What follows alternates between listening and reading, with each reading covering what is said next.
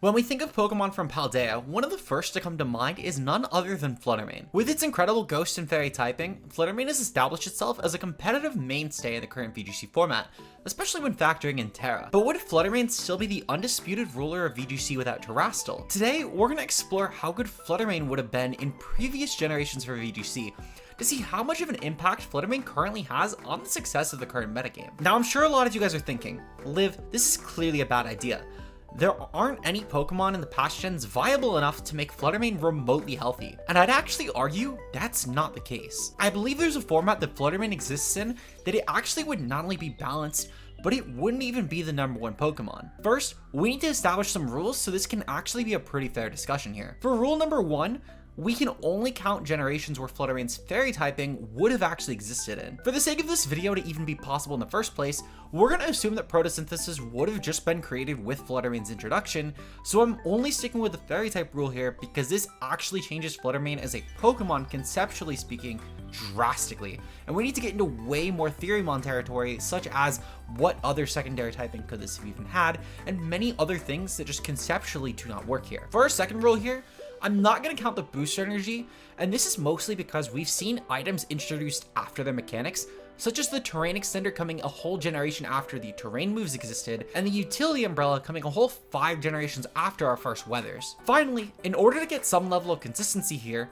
I'm only going to discuss VGC 15, VGC 18, and Sword and Shield Series 9, as these are the formats that allow the most Pokemon in their pools while still being the most comparable to our current standard format. This way, we can get an actual baseline as to how good Flutter Mane could have been in a format that's as comparable as possible to our current metagame. With that out of the way, let's start off with Oras, which comes the first on our timeline. Looking at Gen 6, Flutter Mane does face a few obstacles. Firstly, there's a lot of very high usage Pokemon that end up being really good at checking Flutter Mane, such as our main offenders with Amoonguss and Heatran that still exist to this day, and also new introductions such as Mega Kangaskhan, which had over 50% usage in Oras, and Aegislash, which are still a very noteworthy threat. In my eyes, these 4 alone would completely invalidate the potential for choice spec sets to work with any real usage. Now, I already mentioned that Mega Kangaskhan has a 50% usage rate in this format, but the other 3 Pokemon still all reach the top 10, so these are clearly options that Flutter Mane would objectively have to respect. Also, 2 other prominent fairies in this format that both reach the top 10 in usage would be both Mega Gardevoir and Sylveon, which in my eyes have actual severe advantages to Flutter Mane in the current generation. Starting off, both fairies have a fairly usable ability in Pixelate, which in Oras would actually be a lot better for them. You do gain a 1.3 times boost to all of your normal type moves while making them a fairy type attack. In Generation 6, this means that Stab Hyper Voice is a really great option to get past a lot of common substitute users that would be able to actually really pressure Pokemon in this format. Both other fairies also do have a couple other benefits in this format that outright would outclass Flutter Mane as fairy types. Starting off with Sylveon, which is actually an incredible partner for Trick Room teams that feature Pokemon like Cresselia, Aegislash, or Heatran to actually form really strong cores. Sylveon can also threaten a lot of viable Mons in Trick Room with the combination of Hyper Voice and Hidden Power Ground, which is a very huge advantage over Flutter Mane. While Flutter Mane probably would get Hidden Power in these gens, for the sake of, again, not going too much into theory modding here, I think it's fair to count us against Flutter Mane, since technically speaking, not every fully evolved Pokemon even gets the move, despite this mostly being limited to gimmick Pokemon such as Wobbuffet. Sylveon even still could actually severely outdamage Flutter Mane in the fairy aspect thanks to the option of Hyper Voice, which with Pixelate becomes a phenomenal wall breaker for most really fat Pokemon, allowing Sylveon to outdamage most other fairy types in this regard with an incredible choice spec set. Meanwhile, Mega Gardevoir not only functions as a really good check to Trick Room teams thanks to Imprison, but it's also a really good check to Sylveon and Mega Gardevoirs because you can imprison the Stab Hyper Voice. This is where I think we actually get into why Flutter Mane could have a use though, because of the fact that it could completely take advantage of this concept. Flutter Mane could become the only viable special fairy type that doesn't actually rely on Hyper Voice for a stab to deal damage, completely escaping the threats of imprisoned Mega Gardevoir while also being a good check to it thanks to your ghost type stab. I think this gives fairy spam a true place in the metagame, with a core of Charizard Y, Flutter Mane, and a strong check to Pokemon like Heatran with Landorus, in order to throw this on with a Pokemon like Sylveon as a really good Trick Room threat and outdamage most players. Since Tailwind was not as broken due to how vastly different the speed mechanics worked in Oras, you probably would struggle a lot more with a partner such as Tornadus that could enable Tailwind with Flutter Mane. And since Tornadus also lacked Sunny Day in this generation, you'd have to rely on Charizard Y as your photosynthesis Pokemon, which is actually a really important deal for balancing Flutter Mane. Since there were threats like Tyranitar and Politoed that could very easily check Charizard Y, without a really good Sunny Day user, this actually hurts Flutter Mane's viability for photosynthesis breaking a lot, meaning you really do need the second Fairy and Sylveon to actually truly break past teams. So I do think that Flutter Mane would actually be fairly handleable in this format. Moving on to Generation 7 though, Ultra Sun and Moon VGC introduces a few key things that make Flutter Mane rather complicated. Previously, top tier fairies received a huge nerf through Pixelate, going down to only 1.2 times damage. Mega Kangaskhan actually got nerfed too, receiving a huge damage reduction with Parental Bond, and it actually became no longer a huge meta staple. It still gets some usage, but it's not nearly as noteworthy as it was in the past. We do still see options like Heatran, Aegislash, and Amoonguss that do end up staying fairly relevant here, which all are going to impact Flutter Mane though. And with a few new steel types in the fray, such as Kartana and Mega Metagross, we do have some new things to talk about. For example, Kartana is going to either run a Focus Sash, Assault Vest, or a Choice Scarf, which all in some way, shape, or form will impact Flutter Mane. Assault Vest on Rain was a huge deal, and this would hurt Flutter Mane's coverage with Mystical Fire. Focus Sash sets guarantee Kartana a way to revenge kill you and do force a dual target here, and Choice Scarf sets, if you don't have Photosynthesis Speed Boost or a Choice Scarf, will actually mean that Flutter Mane can get revenge killed very easily by a very prominent Choice Scarf sweeper that can snowball a team. Meanwhile, Mega Metagross has none of these issues that Kartana has with the item choice because it has a guaranteed way to kill Flutter Mane thanks to the move Bullet Punch. Now technically speaking, this always existed even in Aura as a threat to Flutter Mane. However, with the way that speed changed for Mega Evolution, this means that Mega Metagross is a lot less reliant on Protect here, giving options like Rock Polish or 4 attack sets a lot more prominence in the meta. Mega Metagross immediately gaining a speed buff mostly impacts his matchups into other Pokemon, since Flutter Mane would always outpace it, but just Mega Metagross going up in usage a lot in general means that it's a now much more noteworthy Pokemon that Flutter Mane would actually have to fear in matchups. Not only this, but Ultra Sun and Moon introduced 2 Pokemon that are very strong defensive checks to Flutter Mane, being Celesteela, which requires Thunderbolt for coverage, and Nihilego, which is one of the few Pokemon in the game to require Psyshock for coverage. With other noteworthy fairies in the fray, such as Mimikyu, which with its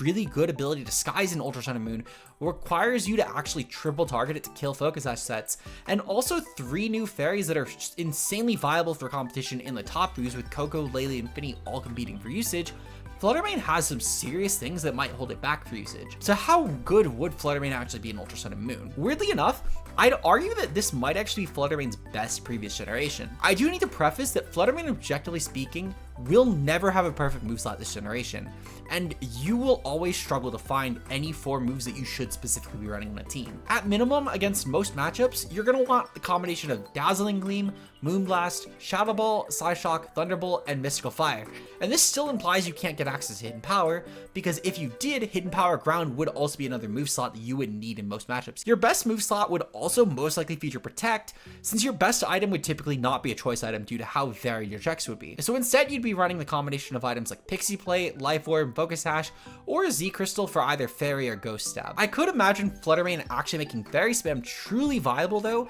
and it was already a fairly good concept with the Tapus, since most of the Tapus would be ran on the team together anyway. But Flutter Mane would take this concept and really run sky high with it. Tapu Lele, for example, would be a great way to benefit Flutter Mane, since it would allow Flutter Mane to break past checks like Aegislash and Mega Metagross with a really strong spec Shadow Ball, while completely ignoring the fear that they could actually revenge you with priority. And this also enables Lele as a really good breaker too, allowing you to spam options like Psyshock and Dazzling Gleam with significant more ease. Meanwhile, Finny is probably one of the best checks in existence to Heatran, allowing you a really strong check to Heatran's dual stab combination as well as common coverage it ran. And with Flutter Mane and Finny being able to muscle past a lot of the Z sets, you could typically check this pretty well too. Finally, the combination of Coco and Finny were both really good ways to stop Amoonguss from landing spores as easily on your team, which means you have a really good way to stop this from being a threat as well. Kartana could still pose some issues, however, but with this generation giving us not only Mega Charizard Y again, but also the introduction of a new drought Pokemon being Torkoal, we now have 2 strong ways for Flutter Mane to actually gain a photosynthesis speed boost. So while Rain and Sand do see some usage this gen, you have a lot of ways to set Sun, meaning that Flutter Mane will hopefully not be left out to dry here. I'd say this generation definitely does line up closest to how currently Flutter Mane is valuable in Scarlet and Violet, since you do have a lot of things like Tapus and Z moves that could benefit you in terms of how offensively potent you could be. You do still have to worry about the likes of Heatran and Amoonguss being really prominent defensive threats. There are also a lot more Pokemon to boot that can defensively handle you anyway,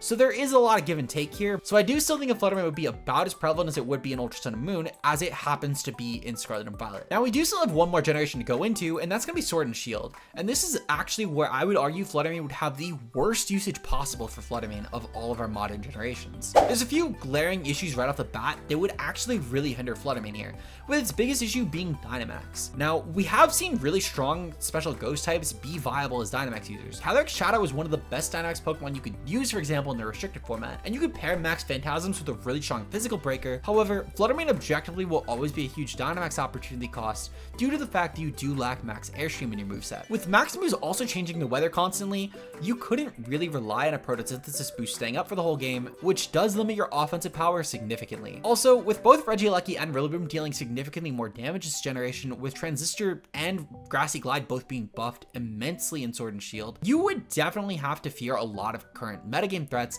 that could actually pose a huge threat to Flutter Mane. With the fact that you can't keep Sun up consistently, Regieleki becomes a very good way to speed control Flutter Mane and make it so most opponents can outpace you. Meanwhile, Rillaboom has a really strong form of priority with Grassy Glide that deals so much more damage and can consistently actually farm KOs on you. There's a lot of other threats too that really do limit the ability to spam dual stabs, such as Incineroar, Porygon 2, Galar Moltres, Registeel, and Celesteela, and these all really do prevent choice specs from being viable. However, Dynamax also completely ignoring your boost from choice specs means that you're going to be in an even worse position than you would have been in a previous generation like Gen 7 and 6, so I do think if Flutter Mane already losing one of its best sets to begin with is a huge reason why this thing will not be a prominent threat in usage. I do think though it's not going to be all doom and gloom. This was the best generation we've ever seen for Sun, with the options of Venusaur and Charizard and Gmax being incredible metagame threats that actually shaped how good certain Pokemon could even potentially be. With options like Torkoal and Alecki both being really good cleaners though, I don't exactly think that Flutter Mane will be the most necessary Pokemon in these concepts, but I'd be lying if I said that it didn't have some sort of benefit here. I think you might see concepts with teams like Gmax Charizard, Torkoal, Regieleki, Landorus Sirian, Flutter Mane, and Gmax Venusaur work,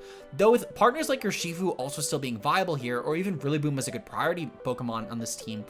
you could potentially use this to tailor through what checks to Flutter Mane you do need to handle with certain Pokemon, such as Urshifu being a great way around Porygon 2, or maybe using Rillaboom to instead revenge off other Flutter Mane. Flutter Mane would still definitely struggle to ensure KOs against a lot of Dynamax Pokemon due to the fact that they could double their HP, but using Flutter Mane is a really good late game response when your opponent's already lost their Dynamax option and you have the Photosynthesis Sun to gain your speed boost. I think it could still actually see some play here. We did see Urshifu reach a lot of high success with that Pokemon basically never using Dynamax or Gigantamax, but I think a better comparison for this would actually be Incineroar and Rillaboom, which were very occasionally Dynamaxed, but teams would still expect to Dynamax them once in a while to potentially try and get through teams that either couldn't KO them or could instead just be very susceptible to their stop combination. And I think that's where Flutter Mane might actually shine the most. I think if Flutter Mane were to ever see use in Generation 8 though, it probably would not actually be a top 10 Pokemon, but it would still hold enough of a relevance in the meta to where you would see it consistently in top cuts, and it would be a presence that you would still need to respect. For a final ranking and how good Flutter Mane's usage would be in previous generations, I'd say that Sword and Shield would be the worst,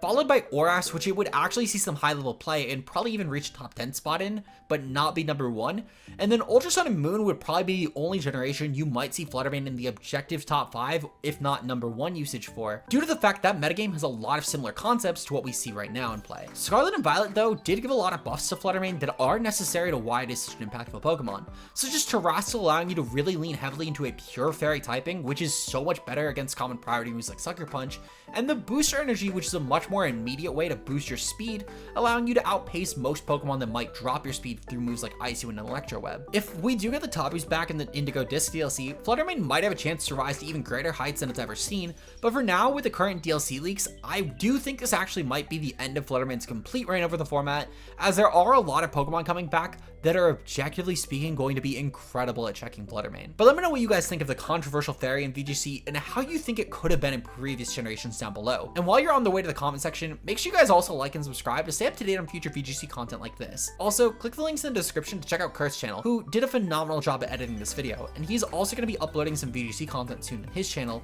so make sure you guys stay tuned for that. With that said, thanks for watching, and I'll see you guys in the next video. Peace out.